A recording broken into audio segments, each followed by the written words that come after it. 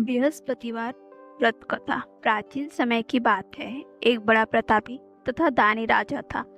वह प्रत्येक गुरुवार को व्रत रखता एवं पूजा करता था। यह उसकी रानी को अच्छा न लगता। न वह व्रत करती और न ही किसी को एक पैसा दान देती। राजा को भी वह ऐसा करने से मना किया करती। एक समय की बात है कि राजा शिकार खेलने वन को चले गए। घर पर रानी और दासी थी।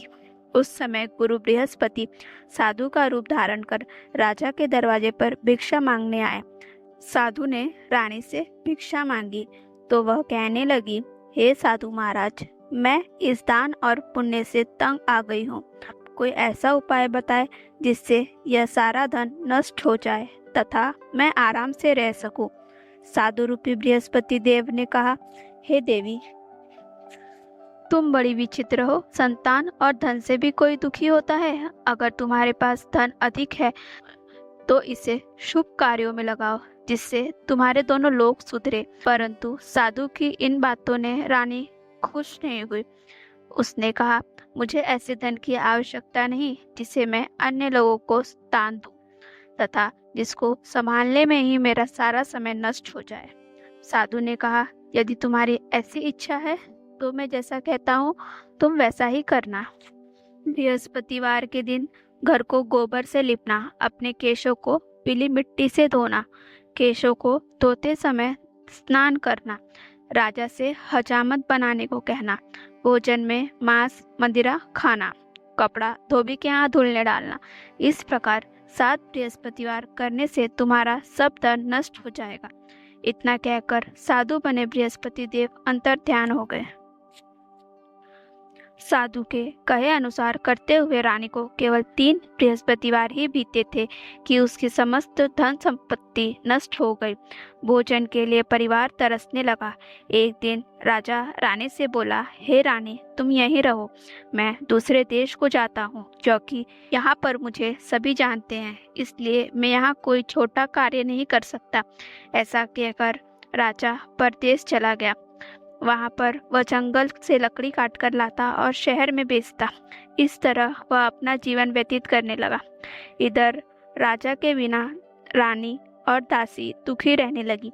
एक समय जब रानी और दासी को 7 दिन बिना भोजन के रहना पड़ा तो रानी ने अपनी दासी से कहा, हे दासी, पास ही के नगर में मेरी बहन रहती है, वह बड़ी धनवान है, तू उसके पास जा और कुछ ले आ ताकि थोड़ा बहुत गुजर बसर हो जाए। दासी रानी की बहन के पास गई। उस दिन बृहस्पतिवार था। रानी की बहन उस समय बृहस्पतिवार की कथा सुन रही थी। दासी ने रानी की बहन को अपनी रानी का संदेश दिया, लेकिन रानी की बहन ने कोई उत्तर नहीं दिया। जब दासी को रानी की बहन से कोई उत्तर नहीं मिला तो वह बहुत दुखी हुई। उसे क्रोध भी आया। दासी ने वापस आकर रानी को सारी बात बता दी। सुनकर रानी ने अपने भाग्य को कोसा। उधर रानी की बहन ने सोचा कि मेरी बहन की दासी आई थी परंतु मैं उससे नहीं बोली, इससे वह बहुत दुखी हुई होगी। कथा सुनकर और पूजन समाप्त कर वह अपनी बहन के घर गई और कहने लगी, हे बहन, मैं बृहस्पतिवार का व्रत कर रही थी। तुम्हारी दासी गई थी परंतु जब तक कथा होती है तब तक न उठते हैं और न बोलते हैं, इसलिए मैं नहीं बोली। कहो दासी क्यों गई थी? रानी बोली, बहन, हमारे घर अनाज नहीं था। ऐसा कहते कहते रानी की आंखें भर आई। उसने दासियों समेत भूखा रहने की बात भी अपनी बहन को बता दी। रानी की बहन बोली, बहन देखो, बृहस्पति देव भगवान सबकी मनोकामना पूर्ण करते हैं। देखो, शायद तुम्हारे घर में अनाज रखा हो। यह सुनकर दासी घर के अंदर गई तो वहाँ उसे एक घड़ा अनाज का भरा मिला। उसे बड़ी हैरानी हुई क्योंकि उसने एक एक बर्तन देख लिया था। उसने बाहर आकर रानी को बताया। दासी रानी से कहने लगी, हे रानी, जब हमको अन्न नहीं मिलता तो हम व्रत ही करते हैं, इसलिए क्यों न इनसे व्रत और कथा की विधि पूछ ली जाए, हम भी व्रत किया करेंगे। दासी के कहने पर रानी ने अपनी बहन से बृहस्पतिवार व्रत के बारे में पूछा। उसकी बहन ने बताया। बृहस्पतिवार के व्रत में चने की दाल और मुनक्का से विष्णु भगवान का केले की जड़ में पूजन करे तथा दीपक जलावे, पीला भोजन करे तथा कथा सुने। इससे गुरु भगवान बृहस्पति प्रसन्न होते हैं, मनोकामना पूर्ण करते हैं। व्रत और पूजन की विधि बताकर रानी की बहन अपने घर लौट गई। रानी और दासी दोनों ने निश्चय किया कि बृहस्पति देव भगवान का पूजन जरूर करेंगे। 7 रोज बाद जब बृहस्पतिवार आया तो उन्होंने व्रत रखा। गुड़ साल में जाकर चना और गुड़ बीनकर लाई तथा उसकी दाल से केले की जड़ तथा विष्णु भगवान का पूजन किया। अब पीला भोजन कहाँ से आए? दोनों बड़ी दुखी हुई, परंतु उन्होंने व्रत किया था, इसलिए बृहस्पति देव भगवान प्रसन्न थे। एक साधारण व्यक्ति के रूप में वे 2 थालों में सुंदर पीला भोजन लेकर आए और दासी को देकर बोले, हे दासी, यह भोजन तुम्हारे लिए और तुम्हारी रानी के लिए है, इसे तुम दोनों ग्रहण करना। दासी भोजन पाकर बहुत प्रसन्न हुई। उसने रानी को सारी बात बताई। उसके बाद से वे प्रत्येक बृहस्पतिवार को गुरु भगवान का व्रत और पूजन करने लगे। बृहस्पति भगवान की कृपा से उनके पास धन हो गया, परंतु रानी फिर से पहले की तरह आलस्य करने लगी। तब दासी बोली, देखो रानी, तुम पहले भी इसी प्रकार आलस्य करती थी, तुम्हें धन रखने में कष्ट होता था, इस कारण सभी धन नष्ट हो गया। अब गुरु भगवान की कृपा से यह धन मिला है तो फिर तुम्हें आलस्य होता है। बड़ी मुसीबतों के बाद हमने यह दान पाया है, इसलिए हमें दान पुण्य करना चाहिए। अब तुम भूखे मनुष्यों को भोजन कराओ, प्याऊ लगवाओ, ब्राह्मणों को दान दो, कुआं, तालाब, बावड़ी आदि का निर्माण कराओ, मंदिर पाठशाला बनवाकर ज्ञान दान दो, कुंवारी कन्याओं का विवाह करवाओ, अर्थात धन को शुभ कार्यों में खर्च करो, जिससे तुम्हारे कुल का यश बढ़े तथा स्वर्ग प्राप्त हो और पितर प्रसन्न हो। दासी की बात मानकर रानी शुभ कर्म करने लगी। उसका यश फैलने लगा। एक दिन रानी और दासी आपस में विचार करने लगी, न जाने राजा किस दशा में होंगे, उनकी कोई खोज खबर भी नहीं है। उन्होंने श्रद्धापूर्वक गुरु बृहस्पति भगवान से प्रार्थना की कि राजा जहाँ कहीं भी हो, शीघ्र घर वापस आ जाए। उधर राजा परदेश में बहुत दुखी रहने लगा। वह प्रतिदिन जंगल से लकड़ी बीनकर लाता और उसे शहर में बेचकर अपने दुखी जीवन को बड़ी कठिनता से व्यतीत करता। एक दिन दुखी हो अपनी पुरानी बातों को याद करके वह रोने लगा और उदास हो गया। उसी समय राजा के पास बृहस्पति देव साधु के वेश में आकर बोले, हे लकड़हारे, तुम इस सुनसान जंगल में किस चिंता में बैठे हो, मुझे बतलाओ। यह सुनकर राजा के नेत्रों में जल भर आया। साधु की वंदना कर राजा ने अपनी संपूर्ण कहानी सुना दी। महात्मा दयालु होते हैं। वे राजा से बोले, हे राजा, तुम्हारी पत्नी ने बृहस्पति देव के प्रति अपराध किया था, जिसके कारण तुम्हारी यह दशा हुई है। अब तुम किसी प्रकार की चिंता मत करो, भगवान तुम्हें पहले से अधिक धन देंगे। देखो, तुम्हारी पत्नी ने बृहस्पतिवार का व्रत प्रारंभ कर दिया है। अब तुम भी बृहस्पतिवार का व्रत करके चने की दाल व गुड़ जल के लोटे में डालकर केले का पूजन करो, फिर कथा कहो या सुनो। भगवान तुम्हारी सब मनोकामना को पूर्ण करेंगे। साधु की बात सुनकर राजा बोला, हे प्रभु, लकड़ी बेचकर तो इतना पैसा भी नहीं बचता जिससे भोजन के उपरांत कुछ बचा सकूं। मैंने रात्रि में अपनी रानी को व्याकुल देखा है। मेरे पास कोई साधन नहीं है जिससे उसका समाचार जान सकूं। फिर मैं बृहस्पति देव की क्या कहानी कहूँ, यह भी मुझे मालूम नहीं है। साधु ने कहा, हे राजा, मन में बृहस्पति देव भगवान के पूजन व्रत का निश्चय करो, वे स्वयं तुम्हारे लिए कोई राह बना देंगे। बृहस्पतिवार के दिन तुम रोजाना की तरह लकड़ियां लेकर शहर में जाना। तुम्हें रोज से दुगना धन प्राप्त होगा, जिससे तुम भली भांति भोजन कर लोगे तथा बृहस्पति देव की पूजा का सामान भी आ जाएगा। जो तुमने बृहस्पतिवार की कहानी के बारे में पूछा है वह इस प्रकार है। बृहस्पति देव की कहानी। प्राचीन काल में एक बहुत ही निर्धन ब्राह्मण था। उसके कोई संतान नहीं थी। वह नित्य पूजा पाठ करता। उसकी स्त्री न स्नान करती और न ही किसी देवता का पूजन करती। इस कारण ब्राह्मण देवता बहुत दुखी रहते थे। भगवान की कृपा से ब्राह्मण के यहाँ एक कन्या उत्पन्न हुई। कन्या बड़ी होने लगी। प्रातः स्नान करके वह भगवान विष्णु का जप करती, बृहस्पतिवार का व्रत भी करने लगी। पूजा पाठ समाप्त कर पाठशाला जाती तो अपने मुट्ठी में जौ भर कर ले जाती। और पाठशाला जाने के मार्ग में डाल दी जाती। लौटते समय वही जौ स्वर्ण के हो जाते तो उसे बीन कर घर ले आती। एक दिन वह बालिका सूप में उन सोने के जौ को फटक कर साफ कर रही थी। तभी उसकी माँ ने देख लिया और कहा, हे बेटी, सोने के जौ को फटकने के लिए सोने का सूप भी होना चाहिए। दूसरे दिन गुरुवार था। कन्या ने व्रत रखा और बृहस्पति देव से सोने की सूप देने की प्रार्थना की। बृहस्पति देव ने उसकी प्रार्थना स्वीकार कर ली। रोजाना की तरह वह कन्या जौ फैलाती हुई पाठशाला चली गई। पाठशाला से लौटकर जब वह जौ बीन रही थी तो बृहस्पति देव की कृपा से उसे सोने का सूप मिला। उसे वह घर ले आई और उससे जौ साफ करने लगी, परंतु उसकी माँ का वही ढंग रहा। एक दिन की बात है, कन्या सोने के सूप में जौ साफ कर रही थी। उसी समय उस नगर का राजकुमार वहां से निकला। कन्या के कार्य और रूप को देखकर वह उस पर मोहित हो गया। राजमहल में आकर वह भोजन तथा जल त्याग कर उदास होकर लेट गया। राजा को जब राजकुमार द्वारा अन्न जल त्यागने का समाचार ज्ञात हुआ तो अपने मंत्रियों के साथ वह अपने पुत्र के पास गया और कारण पूछा। राजकुमार ने राजा को उस लड़की के घर का पता भी बता दिया। मंत्री उस लड़की के घर गया। मंत्री ने ब्राह्मण के समक्ष राजा की ओर से निवेदन किया। कुछ ही दिन बाद ब्राह्मण की कन्या का विवाह राजकुमार के साथ संपन्न हो गया।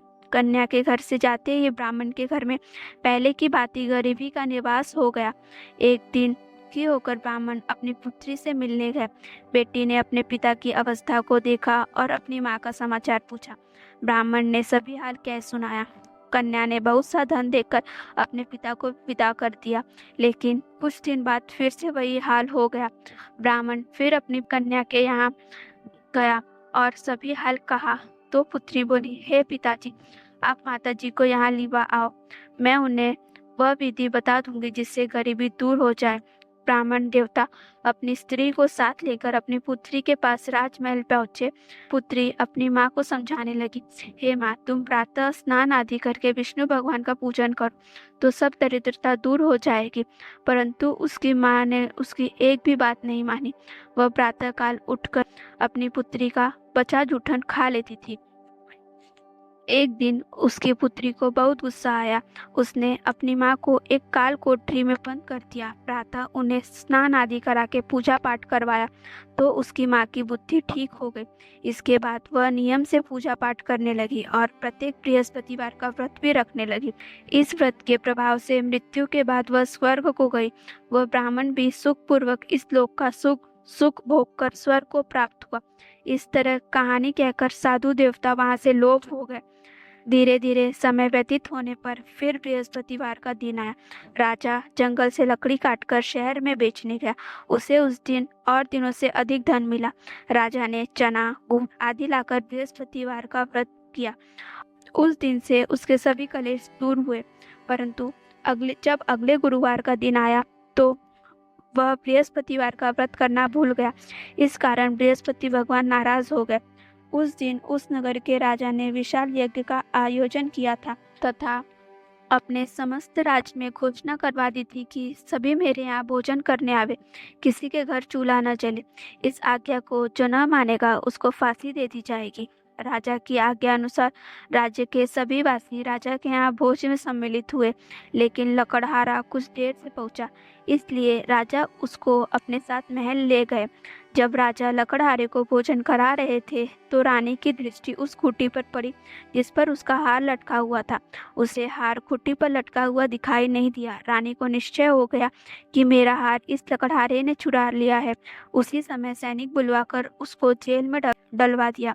लकड़हारा जेल में विचार करने लगा कि न जाने कौन से पूर्व जन्म के कर्म से मुझे यह दुख प्राप्त हुआ है, और जंगल में मिले साधु को याद करने लगा।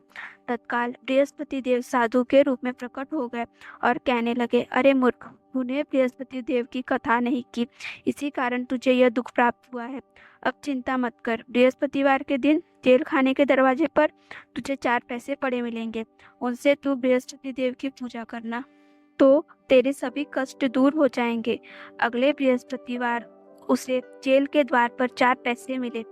राजा ने पूजा का सामान मंगवाकर कथा कही और प्रसाद बांटा। उसी रात्रि में बृहस्पति देव ने उस नगर के राजा को स्वप्न में कहा, हे राजा, तूने जिसे जेल में बंद किया है उसे कल छोड़ देना, वह निर्दोष है। राजा प्रातःकाल उठा और चुट्टी पर हार टंगा देखकर लकड़हारे को बुलाकर क्षमा मांगी तथा राजा के योग्य सुंदर वस्त्र आभूषण भेंट कर उसे विदा किया। गुरुदेव की आज्ञा अनुसार राजा अपने नगर को चल दिया। राजा जब नगर के निकट पहुंचा तो उसे बड़ा ही आश्चर्य हुआ। नगर में पहले से अधिक बाग, तालाब और कुएं तथा बहुत सी धर्मशालाएं, मंदिर आदि बने हुए थे। राजा ने पूछा कि यह किसका बाग और धर्मशाला है। तब नगर के सब लोग कहने लगे कि यह सब रानी और दासी द्वारा बनवाए गए हैं। राजा को आश्चर्य हुआ और गुस्सा भी आया कि उसकी अनुपस्थिति में रानी के पास धन कहाँ से आया होगा। जब रानी ने खबर सुनी कि राजा आ रहे हैं तो उसने अपनी दासी से कहा, हे दासी, देख राजा हमको कितनी बुरी हालत में छोड़कर गए थे। वह हमारी ऐसी हालत देखकर लौट न जाए, इसलिए तू दरवाजे पर खड़ी हो जा। रानी की आज्ञा अनुसार दासी दरवाजे पर खड़ी हो गई और जब राजा आए तो उन्हें अपने साथ महल में लिवा लाई। तब राजा ने क्रोध करके अपनी तलवार निकाली और पूछने लगा, बताओ यह धन तुम्हें कहाँ से प्राप्त हुआ है। तब रानी ने सारी कथा कह सुनाई। राजा ने निश्चय किया कि मैं रोजाना दिन में 3 बार कथा कहूँगा तथा रोज व्रत किया करूँगा। अब हर समय राजा के दुपट्टे में चने की दाल बंधी रहती तथा दिन में 3 बार कथा कहता। एक रोज राजा ने विचार किया कि चलो अपनी बहन के यहाँ हो आऊं। इस तरह का निश्चय कर राजा घोड़े पर सवार होकर अपनी बहन के यहाँ चल दिया। मार्ग में उसने देखा कि कुछ आदमी एक मुर्दे को लिए जा रहे हैं। उन्हें रोककर राजा ने कहा, अरे भाइयों, मेरे बृहस्पतिवार की कथा सुन लो।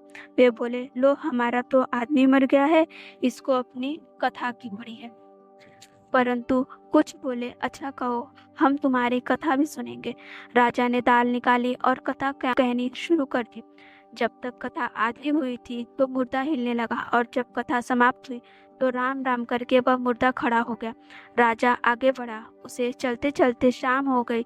उस आगे मार्ग में उसे एक किसान खेत में हल चलाता मिला। राजा ने उससे कथा सुनने का आग्रह किया, लेकिन वह नहीं माना। राजा आगे चल पड़ा। राजा के हटते ही बैल पछाड़ खाकर गिर गए तथा किसान के पेट में बहुत जोर से दर्द होने लगा। उसी समय किसान की पत्नी रोटी लेकर वहां आई। उसने जब देखा तो अपने पुत्र से सब हाल पूछा।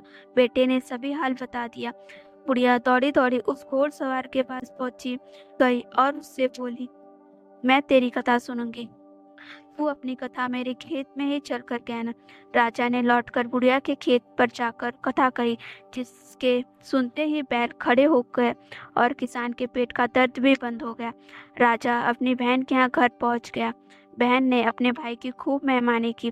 दूसरे रोज प्रातःकाल राजा जागा तो वह देखने लगा कि सब लोग भोजन कर रहे हैं। राजा ने अपनी बहन से पूछा, ऐसा कोई मनुष्य है जिसने भोजन नहीं किया हो, जो मेरी बृहस्पतिवार की कथा सुन ले। बहन बोली, हे भैया, यह देश ऐसा ही है। यहाँ पहले लोग भोजन करते हैं, बाद में अन्य काम करते हैं। फिर वह एक कुम्हार के घर गई जिसका लड़का बीमार था। उसे मालूम हुआ कि उसके यहाँ 3 दिन से किसी ने भोजन नहीं किया है। रानी ने अपने भाई की कथा सुनने के लिए कुम्हार से कहा।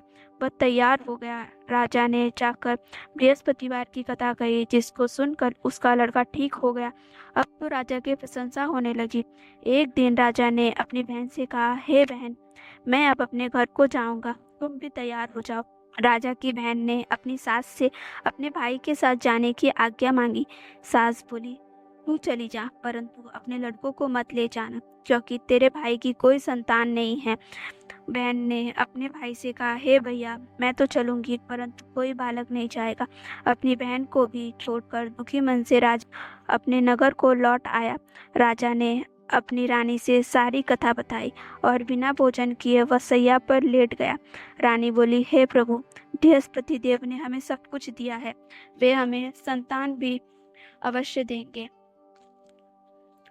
उसी रात बृहस्पति देव ने राजा के स्वप्न में कहा, हे राजा, उठ, सभी सोच त्यागते। तेरी रानी गर्भवती है। राजा को यह जानकर बड़ी खुशी हुई। 9वें महीने रानी के गर्भ से एक सुंदर पुत्र पैदा हुआ। तब राजा बोला, हे रानी, स्त्री बिना भोजन के रह सकती है, परंतु बिना कहे नहीं रह सकती। जब मेरी बहन आए तुम उससे कुछ मत कहना। रानी ने हाँ कर दी। जब राजा की बहन ने यह शुभ समाचार सुना तो वह बहुत खुश हुई तथा बधाई लेकर अपने भाई के यहाँ आई। रानी ने तब उन्हें आने का उलाहना दिया। जब भाई अपने साथ ला रहे थे तब टाल गई, उनके साथ न आई और आज अपने आप ही भागी भागी बिना बुलाए आ गई। तो राजा की बहन बोली, भाई, मैं इस प्रकार न कहती तो तुम्हारे घर औलाद कैसे होती। बृहस्पति देव सभी कामनाएं पूर्ण करते हैं। जो सद्भावना पूर्वक बृहस्पतिवार का व्रत करता है एवं कथा पढ़ता है अथवा सुनता है और दूसरों को सुनाता है, बृहस्पति देव उसकी सभी मनोकामनाएं पूर्ण करते हैं, उनकी सदैव रक्षा करते हैं। जो संसार में सद्भावना पूर्वक गुरुदेव का पूजन एवं व्रत सच्चे हृदय से करते हैं, उनकी सभी मनोकामनाएं वैसे ही पूर्ण होती है जैसी सच्ची भावना से रानी और राजा ने बृहस्पति देव की कथा का गुणगान किया तो उनकी सभी इच्छाएं बृहस्पति देव ने पूर्ण की। अनजाने में भी बृहस्पति देव की उपेक्षा न करें, ऐसा करने से सुख शांति नष्ट हो जाती है। इसलिए सबको कथा सुनने के बाद प्रसाद लेकर जाना चाहिए। हृदय में उनका मनन करते हुए जयकारा बोलना चाहिए। बोलो बृहस्पति देव भगवान की जय। बोलो विष्णु भगवान की जय। ओम नमो भगवते वासुदेवाय नमः।